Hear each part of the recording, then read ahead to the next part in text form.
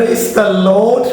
Hallelujah. പ്രിയ സഹോദരങ്ങളെ, ലേവ്യരുടെ പുസ്തകം 19:2 Israel സമൂഹത്തോട് പറയുക.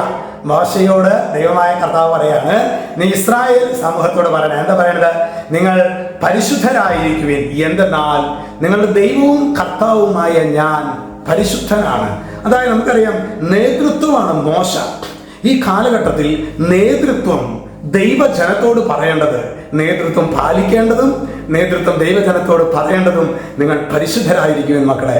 കാരണം പരിശുദ്ധി ഈ ചെമ്പുകമ്പിയിലൂടെ കരണ്ട് പോകുന്നത് പോലെ നാം പരിശുദ്ധരാണെങ്കിൽ, നമ്മെ തന്നെ നിരന്തരം വിശുദ്ധീകരിക്കുന്ന ഒരു പ്രോസസ്സിലൂടെ നമ്മൾ കടന്നു പോവുകയാണെങ്കിൽ നമ്മളിലൂടെ ദൈവത്തിൻ്റെ ശക്തമായ ഇടപെടൽ പ്രവഹിക്കപ്പെടും.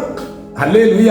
അതുകൊണ്ടാണ് പിശാചിനത് അറിയാവുന്നത് കൊണ്ടാണ് പ്രിയ സഹോദരങ്ങളെ നമ്മെ കോപത്തില്, വെറുപ്പില്, അശുദ്ധിയില്, മ്ലേച്ഛതയില്, ആസക്തികളില്, അലസതയില്, അഹങ്കാരത്തിലൊക്കെ നമ്മെ ബന്ധിച്ചിരിക്കാൻ കാരണം ഇങ്ങനെ പാപത്തിലാകുന്ന ഒരു വ്യക്തിയെ സംബന്ധിച്ച് എന്താണെങ്കിൽ അവിടെ പിന്നെ ദൈവകൃപ വേഗത്തിൽ ഒഴുകുകയില്ല. അതിങ്ങനെ തടഞ്ഞ് തടസ്സപ്പെട്ട് ഇങ്ങനെ നിൽക്കും.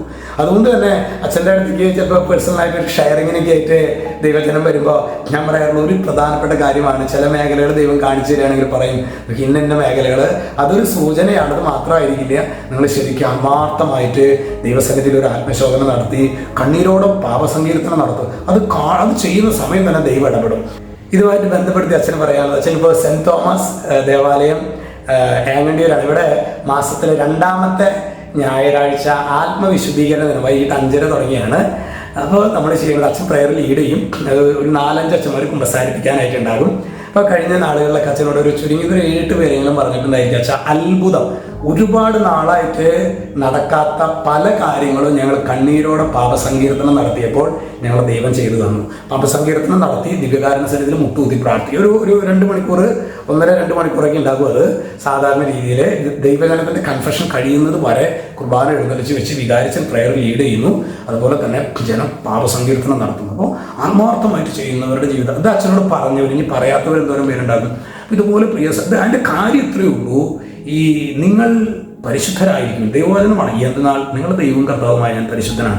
ദൈവത്തിന് നമ്മുടെ ഉള്ളിലുള്ള, നമ്മുടെ ജീവിതത്തിലേക്കുള്ള ആ പ്രവർത്തനത്തിൻ്റെ വേഗത ത്വരിതപ്പെടുത്തുന്ന ഒരു കാര്യമാണ് വിശുദ്ധി. അതുകൊണ്ട് തന്നെ ഈശോ പറഞ്ഞിട്ടുള്ളത് നിങ്ങളെ തന്നെ വിശുദ്ധീകരിക്കുമെന്ന് പറയാൻ കാരണതാണ്. അത്തരത്തിലുള്ള ഒരു അഭിഷേകത്തിലേക്ക് സ്വർഗം നമ്മെ വഴി നടത്തട്ടെ. രക്ഷിതാവായ യേശുക്രിസ്തുവിൻ്റെ നാമത്തിൽ, വചനത്തിൻ്റെ അധികാരത്തിൽ, വിശുദ്ധ കുരിശിൻ്റെ അടയാളത്തിൽ മുദ്ര ചെയ്യുന്നു, ഇപ്പോഴും എപ്പോഴും എന്നേക്കും. ആമേൻ.